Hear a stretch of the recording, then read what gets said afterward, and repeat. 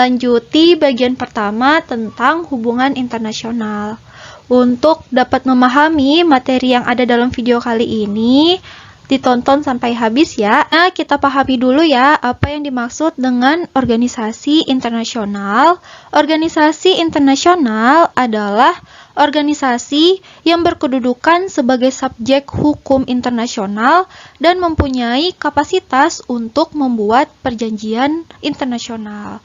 Jadi, organisasi internasional ini adalah organisasi antar negara satu dengan negara lain, maka disebut internasional, dan melalui organisasi ini terbentuklah perjanjian internasional. Atau dapat juga dikatakan, organisasi internasional adalah wadah kerjasama beberapa negara untuk mencapai tujuan bersama yang telah disepakati. Berikut beberapa organisasi internasional yang pernah diikuti dan sampai sekarang masih dijalani oleh negara Indonesia. Organisasi internasional yang pertama adalah PBB atau Perserikatan Bangsa-Bangsa atau United Nations yang berdiri sejak 24 Oktober 1945. Organisasi PBB hampir diikuti oleh seluruh negara dunia. Lalu, hubungan negara Indonesia dengan PBB juga dapat dikatakan cukup baik karena PBB pernah secara langsung menolong negara Indonesia dalam hal mempertahankan kemerdekaan negara. Tercatat dalam sejarah, PBB mendukung Indonesia dalam menghadapi agresi militer Belanda yang pertama dan agresi militer Belanda yang kedua. Pada agresi militer Belanda yang pertama, PBB berhasil membentuk KTN atau Komisi Tiga Negara yang membawa Indonesia Belanda ke meja Renville. Sedangkan pada agresi militer Belanda yang kedua, PBB membentuk UNCI atau United Nations Commission for Indonesia yang pada akhirnya mempertemukan Indonesia Belanda dalam perundingan Rumroyen. Selanjutnya, negara Indonesia resmi menjadi anggota PBB yang ke-60 pada tanggal 28 September 1950. Lalu, sebagai negara anggota PBB, Indonesia terdaftar dalam beberapa lembaga di bawah naungan PBB, seperti misalnya ECOSOC atau Dewan Ekonomi Sosial, lalu ada ILO, Organisasi Buruh Internasional, dan FAO, Organisasi Pangan dan Pertanian. Selanjutnya, Indonesia juga terlibat langsung dalam pasukan perdamaian PBB. Nah, pada contoh kali ini, negara Indonesia membantu negara-negara yang berkonflik dengan membawa pasukan Garuda.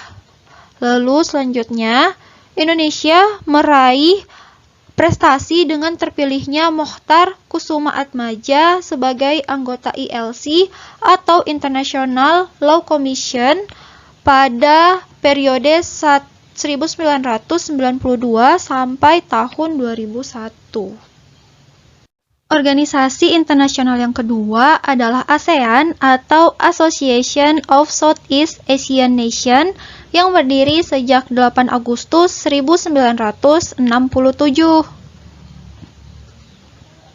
ASEAN adalah organisasi internasional ranah regional khusus untuk negara-negara yang berada di benua Asia Tenggara. Pendiri ASEAN ada 5 negara. Yang pertama Indonesia, kedua Filipina, ketiga Malaysia, keempat Singapura, dan yang kelima Thailand. Selanjutnya, KTT atau Konferensi Tingkat Tinggi ASEAN yang pertama diadakan di Bali pada tanggal 24 Februari 1976. Selanjutnya, pertemuan informal pemimpin ASEAN yang pertama juga dilaksanakan di negara Indonesia pada tanggal 30 November 1996 di Jakarta. Kalau KTT kan ini formal, kalau informal ini pertama sekali ternyata tuan rumahnya Indonesia.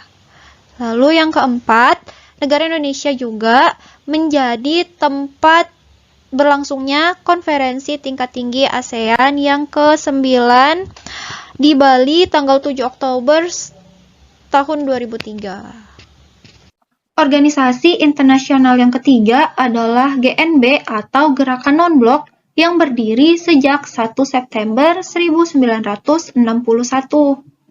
GNB adalah organisasi internasional alternatif untuk negara-negara yang tidak ingin terlibat atau berpihak pada kekuatan besar apapun. Dalam hal ini, Blok Barat dan Blok Timur. Jadi GNB adalah organisasi netral. Umumnya, negara-negara anggota dari GNB adalah negara berkembang. Selanjutnya, Indonesia termasuk ke dalam salah satu negara penggagas gerakan non-blok. Lalu, Presiden Soeharto pernah menjabat sebagai Ketua GNB periode 1992 sampai 1995. Lalu, Indonesia juga senantiasa memegang teguh prinsip-prinsip dan aspirasi GNB.